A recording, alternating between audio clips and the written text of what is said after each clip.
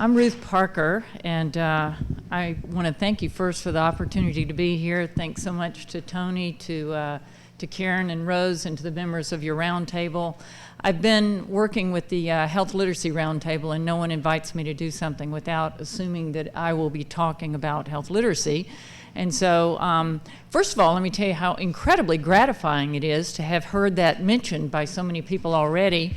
And it'd be a lot of fun to sort of just take what's happened in the first presentations that you have. None of us knew what the other ones before us were going to be saying. So it's always fun to try to figure out what do you say when you thought you knew what you were going to say, and you don't want to watch people nod off in the middle. So instead, I would say get up and walk around, and let's have that meeting we heard about. And I certainly don't take it personally. I would probably take it as a compliment. So let me tell you, I start with this technologically sophisticated OR mirror, operating room mirror, and the reason I put it up there is because I think the lens is on us now. The mirror is on us to figure out what we're going to do with this.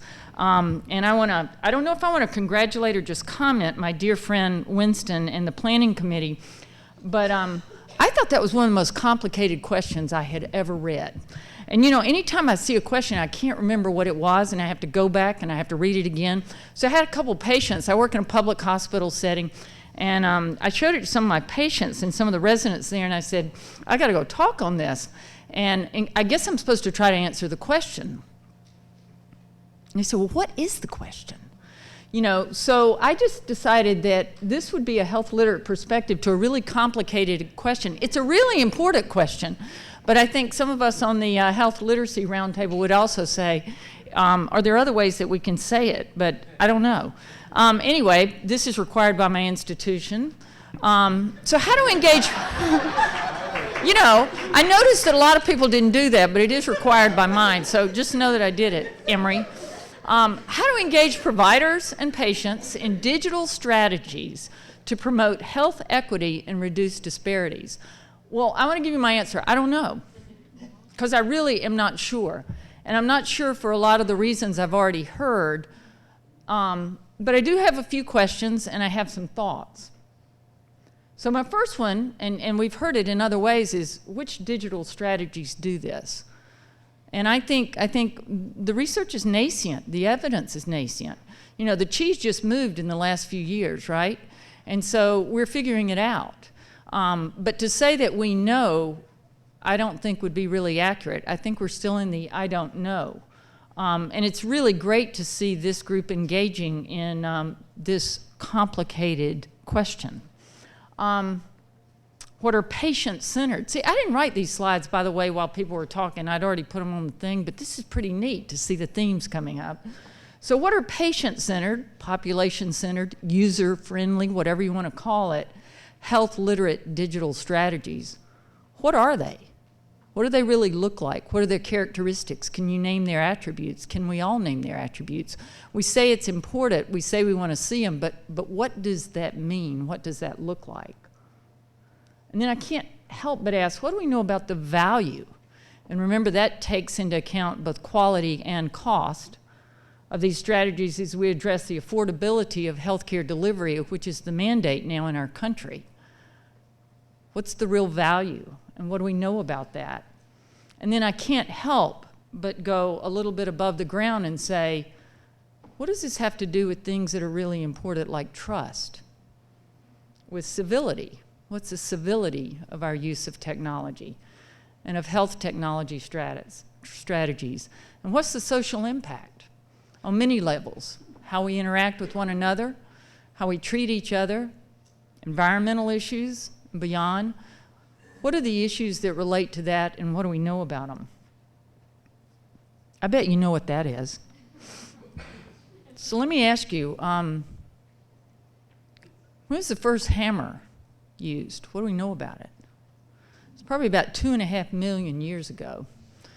Stones hitting other things, some of them had a handle. We know that by the Bronze Age, there was metal being used. We know that the Romans in 200 BC had multiple types of hammers. And we know that here in the US by 1840, we had the claw hammer, the one that many of us recognize. I know that no one in my family is employed in construction, and we've got 24 hammers sitting around our house and our garage. Now, let me also tell you, I drive an electric car. I drive a Volt. I'll tell you a few things about me. I love mid-century modern chairs because of their design. There's nothing straight about them because there was nothing straight about the human body. And they're incredible if you sit in them. They just feel great. And they were quite a while ago. I know hammers have been around a long time, and they're a tool, and I don't think they're going away, but I know right now there's so many hammers that I don't understand that are, you know, these electronic nail-driving things. And they're probably not going away, and we still have people like me who have 24 of these around. And I'll tell you that in the last couple of years, we probably spent about $10,000 a year supporting the electronic devices that support my family's use of technology with 4 kids. We've got lots of them. I don't want to count how many we have, but we've got those and the backups and the things that go with them. So I wasn't born with a chip in my head, but I have a bunch of kids in my family who were. And I am keenly aware. I use a lot of technology. Like I told you, I drive a Volt. I don't have a Tesla, by the way. And I was the first one in Atlanta. But that's how I know how dirty electricity is, because people love to tell Volt drivers a lot about you know, what happens with electricity.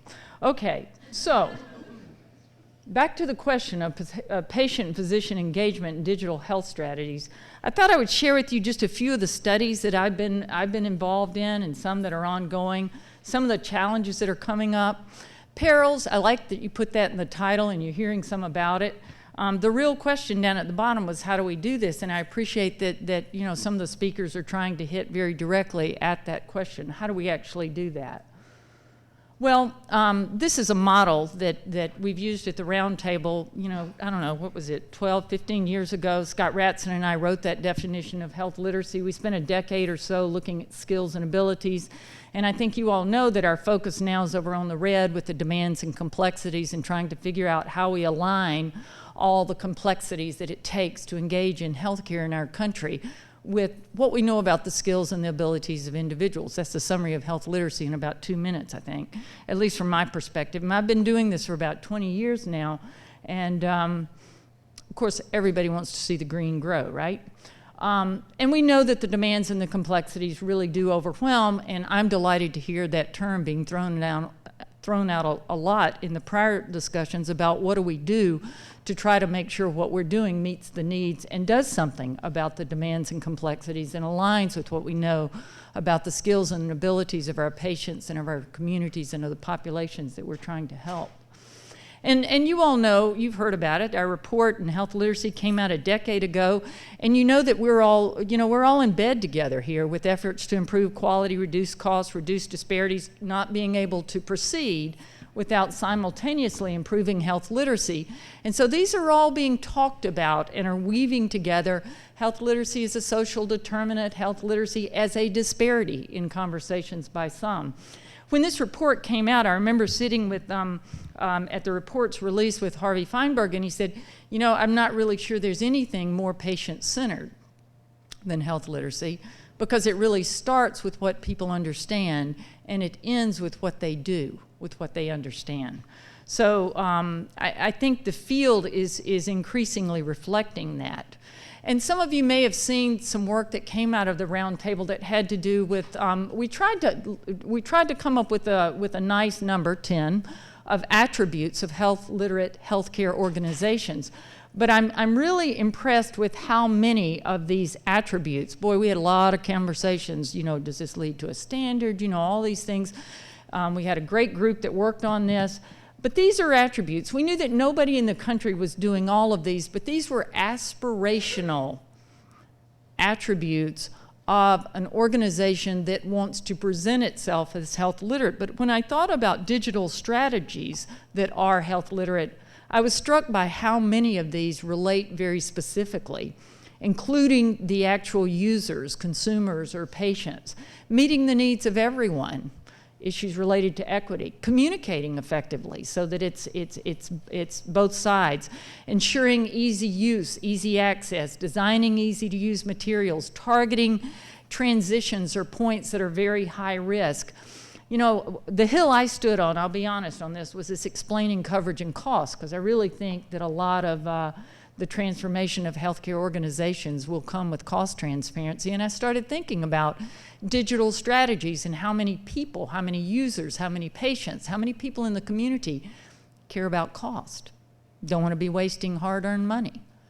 And whether or not we're really addressing that interest of many people, and whether or not that may be a zone for further concentration.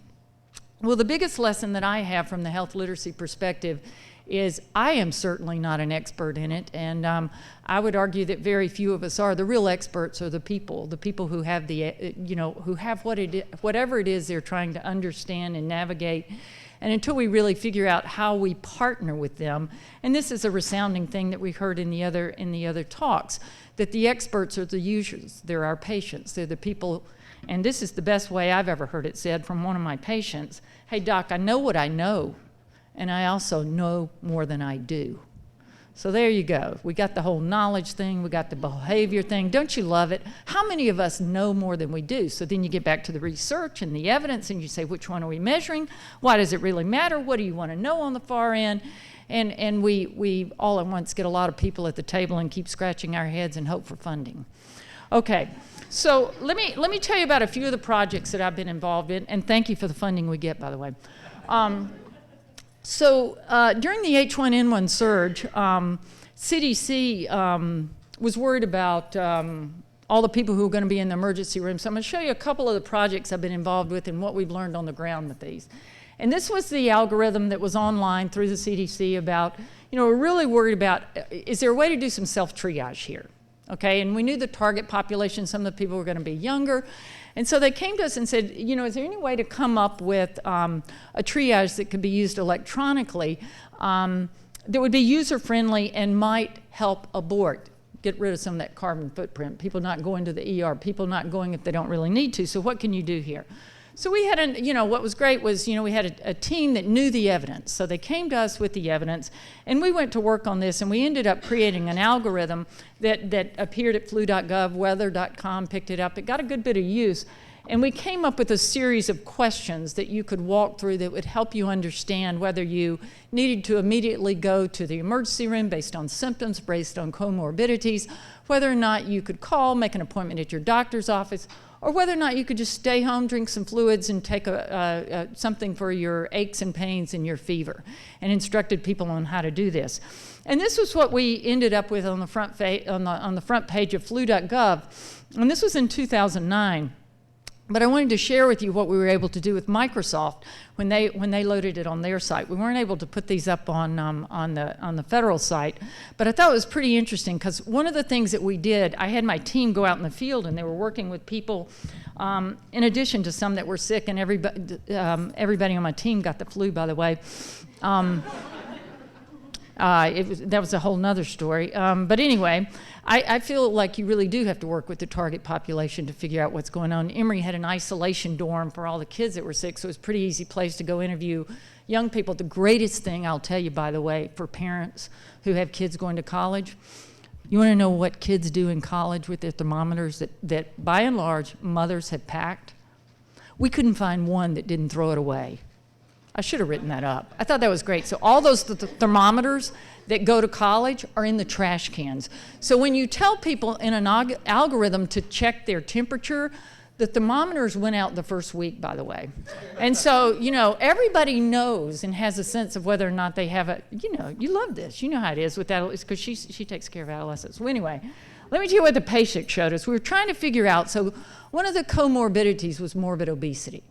I hate the word obesity. If I was starting my career over, that might be one of the things I'd go after. I think it's a greasy sounding word. Who wants to be obese? Who wants to even think about it? Doesn't sound fun to me.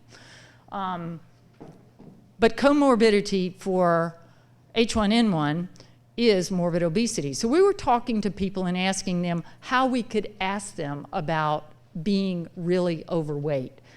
And I thought it was really interesting. This came from patients. How about you just put very overweight, like size XXL or larger? And by the way, another person said, hey, just take a picture of my arm and stick it up there. And so that's where that came from. That was a patient suggesting that. So none of these were listed anywhere. They came from the experts. Okay, a lot of you probably heard of Text for Babies. So this was the major mobile carriers in the U.S. getting together, deciding to waive the fees for pregnant mothers and mothers of newborns in the first year of life. And it was a really innovative initiative, still ongoing now. There are about 650,000 women who have signed up and used this. There's some ongoing studies looking at it, some of them pretty robust, with data still pending. But we worked early on in message development. And that was really kind of fun because what did we do? We went and found, the target population, which was mostly underserved, low-income women, and we went in the field and we tested the messages. And this is just one example. This was a message from the organization Healthy Mothers, Healthy Babies. The flu can be dangerous for pregnant women and their babies. Talk to your doctor about seasonal flu and H1N1 flu shots. More information, and you call this. So we take it in the field, we test it, and let me show you so we changed it from the passive voice to the active voice, more specific action steps, asking about getting a flu. If you get the flu while you're pregnant, you and your baby can get very sick. Ask your doc if you need a flu shot. And so we tested all these early messages to really get the input from the ground before they were launched. So this program, we then worked in Russia. They were taking it over to Russia, and I thought it was so interesting. As you know, we've had some issues in Russia lately, our country, and so we don't have continued funding for this project, so we were only there in the first part of it. You know how things go, right? That one's been going a little bit south, I think. So, but it was very interesting to me that what Russia was doing on the front end of this, and we were setting up the monitor and evaluation, is they were going to roll it out across all 9 time zones, which is how many Russia has. So they were using the messages, but simultaneously doing the touch points with the docs. So that, because they were really saying that, the interface with the personal and the multiple touches was really important.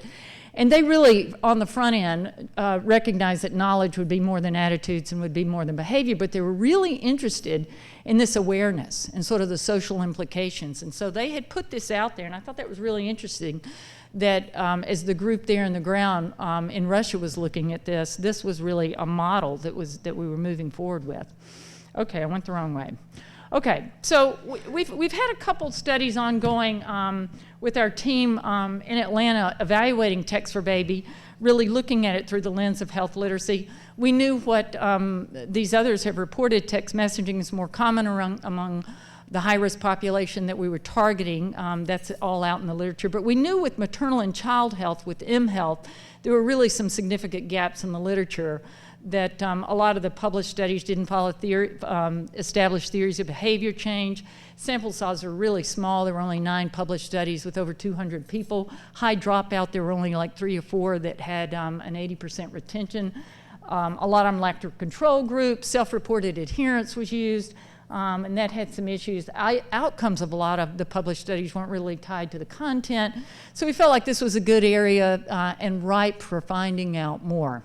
So a few of the early studies that we've done, we've assessed health literacy of pregnant women and mothers and their actual success or inability to enroll in what happened. And we started realizing this was a pretty hot zone because overall, we were looking in a WIC clinic, in a women, infant, children clinic at a target population there. And we only had 32% of people of the women that were actually able to successfully enroll themselves. The options were to enroll on your phone or to enroll on the web. And we're now looking more at some health behavior outcomes, also at some real issues around cell phone usage patterns and associations with health literacy, and finding some pretty interesting things there. So those are somewhat underway. We did find that successful enrollment was more likely with higher literacy, health literacy. But this really has led us to ask some other questions. What do those with lower health literacy skills need to navigate mHealth initiatives? I'm going to say there still is a little digital divide. I'm not completely happy with the number. I'd like to see it a little better than that, but it's certainly not where it is with a lot of other technologies. I think there's great opportunity here. The prepaid cell phone card, so everybody on my team had to go to a prepaid cell phone, so I know a lot about Boost.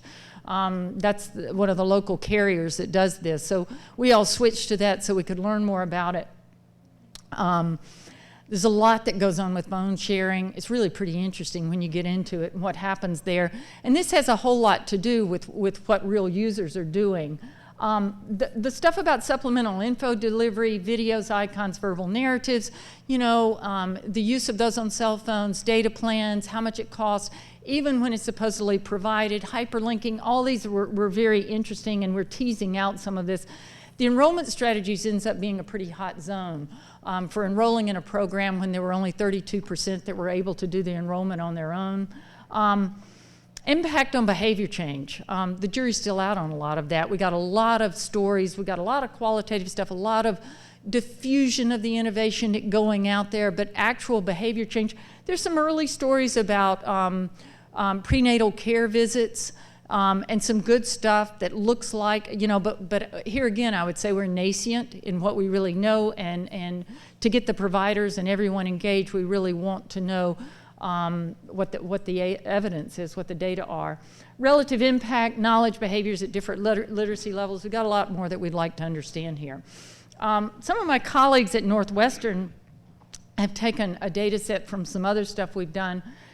This is out of their LitCog study, and been looking more at the elderly, investigating internet access, mobile device use among older adults in academic general medicine clinics, yes, an academic center, but also in community care clinics. 55% of these had adequate health literacy, and I'll also tell you that Northwestern has a very established portal system. And just to take a look at some of what they're finding, you've seen data from others, but here's a nested data set just in one city. Internet access in the home, adequate literacy 93%, limited literacy 62%, and then for the cell phone ownership, you see 95%, 93%, and then the smartphone numbers out of that. And this is a fairly small sample size, but it's well done in the data collection and the analysis. Then if you look by age, internet access at home and by various ages, and I like being able to do this because we'd like to think it reflects what we have in national data sets.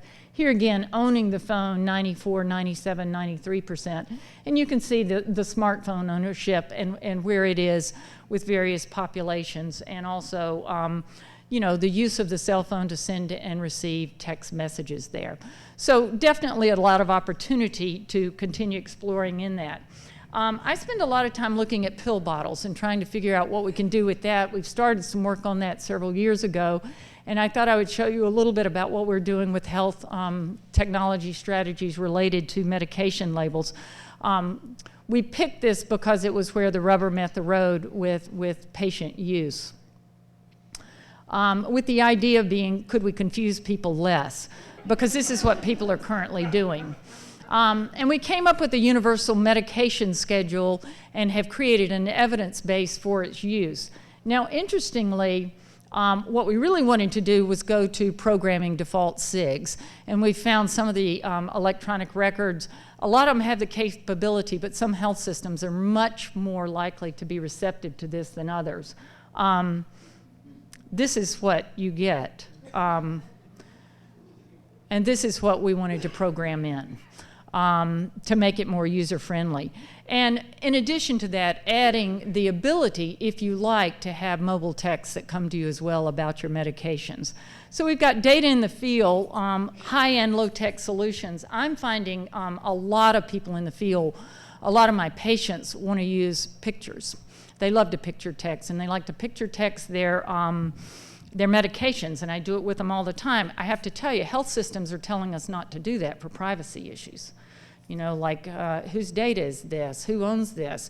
You want to send me something? Now that's a part of an electronic record. Is it secure or not? What do we do with that? So I would consider that a real hot zone for action because patients like it. It's user-friendly. But systems don't really know what to do with that. So I'd put that on my hit list. So let me go back to the question as I wind this up, how to engage providers and minority patients in digital health strategies with the goal of reducing health disparities and promoting health equity. Again, what are patient-centered, community population-based digital health strategies? What's their content?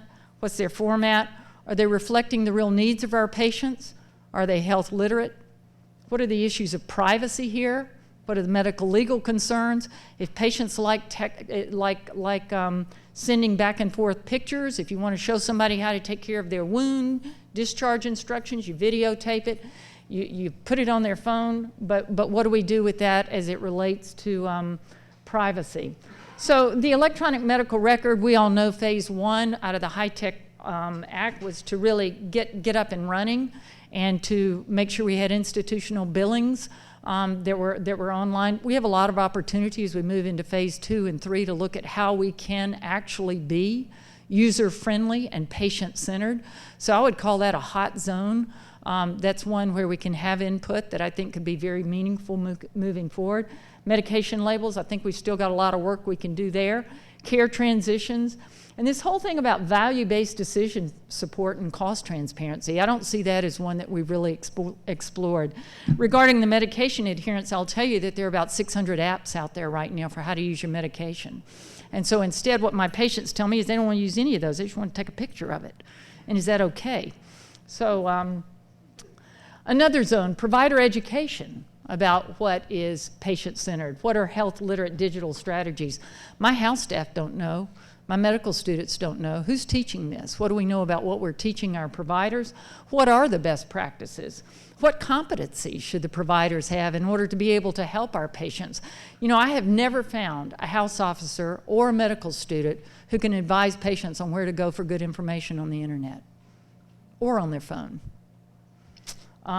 Engaging in defining the civility of technology. We need to stay out of the ditches, right? And if we get in them, we better know we're in them and find a fast way out. And I would say, there again, it's the intentional use of tools. A hammer's a hammer, and the lens is on us to use the tools. You've heard that said by others. And using tools that are patient-centered and literate by design is probably the way to go. Many of you probably know this guy, Kelly Johnson, with the great design principle, simplicity should be the goal in design. I put it up here because he's from Michigan. And so I thought that was he worked for Lockheed, Skunkhead, and you know, this is still the hallmark of great design. Simplicity should be the key goal. Keep it simple, stupid, in case you don't know what that is. You know, Tiger Woods' dad used to stand on the side, keep it simple, stupid. He was motioning to Tiger. Anyway, a lot of coaches use that too. So, you know, Einstein said it as well. He said it a different way. Everything should be made as simple as possible, but not simpler. Leonardo da Vinci said that simplicity is the ultimate sophistication. And then there's Occam's razor, for those of you who like philosophy, all the way back to the 12 and 1300s. That is always the answer in my house when we get too complicated. Remember Occam's razor. You know, the one that makes the least assumptions and makes you have to make the least number of leaps is probably closer to the truth. So patients as the experts, figuring out how to partner with them, and figuring out how we can use those tools, and realizing that more equity, less disparities are right in there with health literacy. Thanks for your time.